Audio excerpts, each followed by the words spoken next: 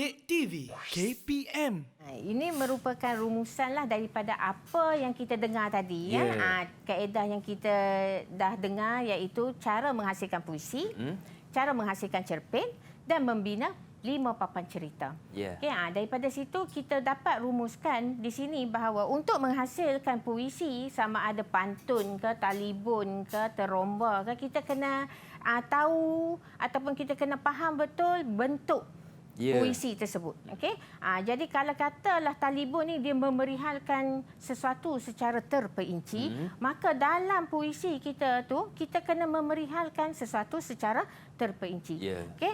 Dan kemudian kalau kita tengok teromba tu dia lebih kepada memberitahu adat dan peraturan, maka kita kena masukkan ke dalam puisi kita adat dan peraturan tersebut. Jadi kosakata yang kita bina dalam peta bulatan tadi perlu berkait dengan adat dan peraturan dan sebagainya. Okey, jadi untuk pantun ni selalunya pelajar kita dia suka lupa meletakkan tajuk. Jadi rugi markah. Tajuk tu penting.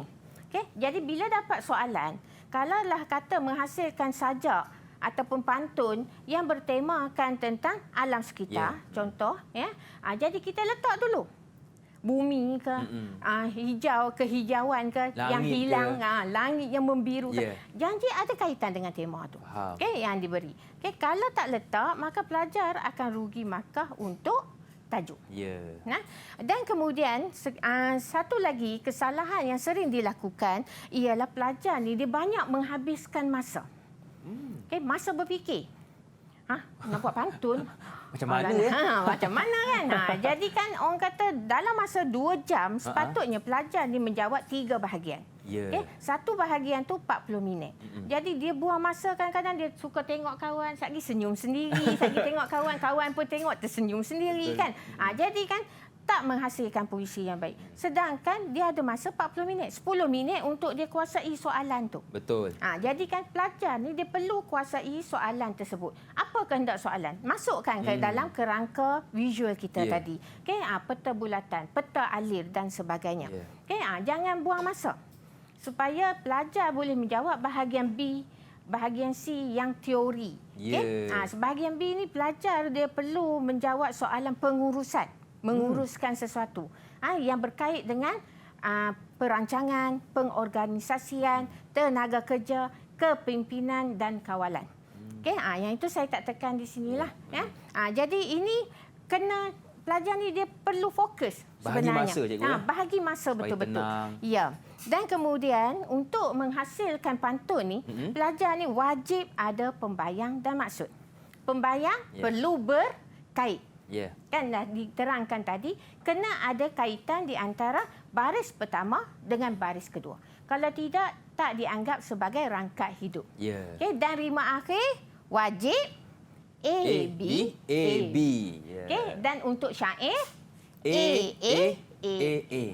Okay? Tadi kalau dalam slide tadi pa.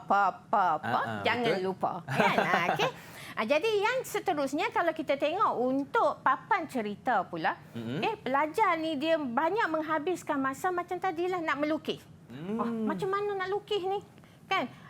Saat lagi lukis yang ni tak kena padam kan? Padam balik. Padam balik. Jadi banyak masa diluangkan di situ. Dan kemudian kalau pelajar tu dapat puisi, kita tengok rangkap. Dia kena masukkan ke semua rangkap. Jadi kalau ada 10 rangkap, 2 rangkap untuk setiap orang kata bingkai itulah. Tajuk, lepas tu kalau tajuk dah tinggal 4 bingkai cerita. Jadi kena masukkan juga semua tu. Masukkan ke dalam tu. Kalau cerita tak apa, sebab apa? Pelajar perlu hasilkan cerita sendiri. Janji ada dalam cerita tersebut. Contoh macam tadi Singapura dilanggar todak. Cerita dia panjang. Betul. Kan? Kena ada kurang-kurang dalam 25 papan cerita kan. Tapi kita nak ringkaskan jadi 5 papan cerita. Maka pelajar perlu pastikan cerita yang dihasilkan tu memenuhi kesemua cerita tu. Orang faham kan? Orang tengok, Singapura kena serang. Budak ni kena bunuh kan? Jadi kita ambil peristiwa yang penting dahulu. Okey?